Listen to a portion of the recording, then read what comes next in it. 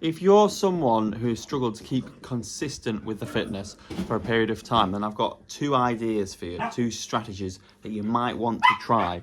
Now, Angus, I've not been consistent with many things in my life, but one thing that I have managed to be consistent with is my fitness. And that is because at age 16, I started to go to body pump with my dad, and this was almost a bit of a rite of passage for me. So I'll be stood with my dad at the front of the class, or at the back of the class, ideally. That was the preferred spot. But if you came late, you had to be at the front of the class.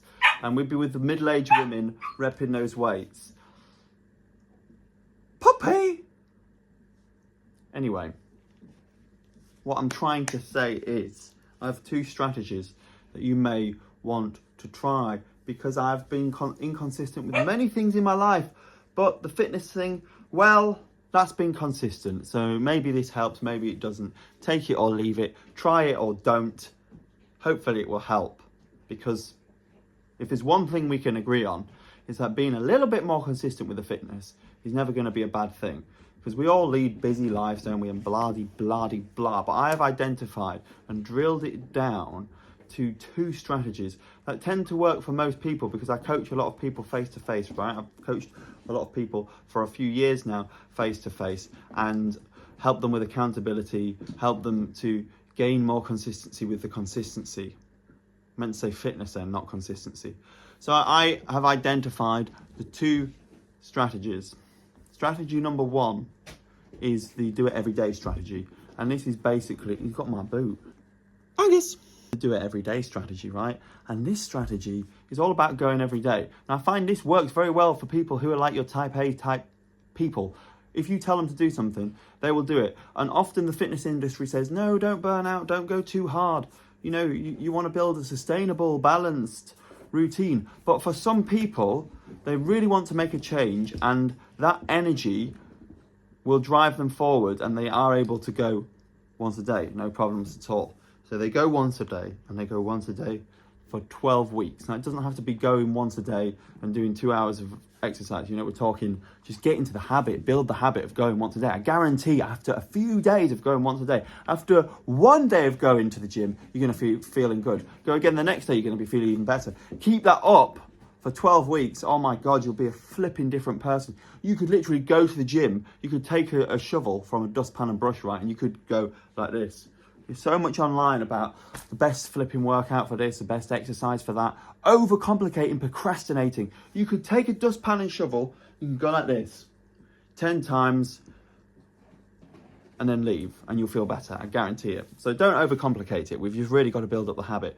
So if you are of that mindset where you kind of go hard or go home type mentality, if you're type A, if you love productivity, if you love to get things done, if that kind of resonates with you, then do the once every day approach and set it for 12 weeks. Doesn't matter what you do. Don't worry about the strategy, just go.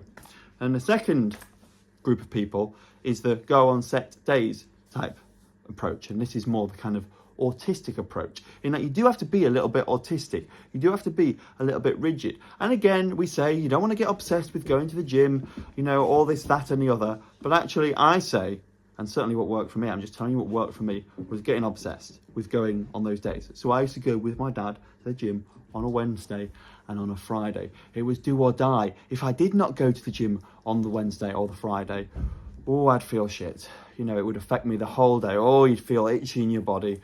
And some people would say, oh, that's not a good thing. I think it is, because it builds the habit. You start to feel uncomfortable when you don't train. And we are designed to move. We are designed to plough the land. We are designed to be active. We are not designed to sit on a laptop with the camera out all day long. Hello? I don't want to be in the video. Angus has been in it. Hello? Hello? We go out. Oh, I've you worn would these see. trousers every day in a row. Oh, that's on the video. So, yes. Well, No! Well- Angus, can you tell him? yeah. So, option number 2 is to go on your set days and get autistic with it and get obsessed. And that is a healthy thing. If you do not go to the gym and you feel the itch in the body and you feel guilty and you feel shame, I know shame is a terrible, terrible, terrible toxic emotion. Yeah, we'll be taking him out. It's a terrible toxic emotion, but in the short term, it will help you to build the habits. Because once you've done a few months of going Wednesday and Friday, you might think, oh, flip, I've got a meeting on Wednesday. I'm going to go Thursday and Sunday. But you've built up the trust. You know it's going to happen. So you can move it around a little bit. You know, we've got lives, we've got busyness, we've got deadlines, blah, blah, blah. But we have to exercise. It cannot be an on-off thing. We have to exercise. We have to strength train. We have to plough the land, so to speak.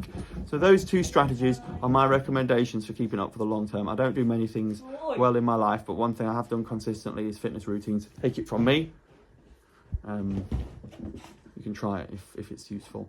I think that's everything I wanted to cover.